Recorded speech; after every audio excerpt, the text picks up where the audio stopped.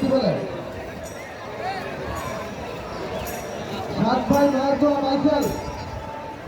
7 ভাই মাইকেল আপনাদের সভাপতি আপনাদের লোককে দ্রুত ডাক্তারকে দ্রুত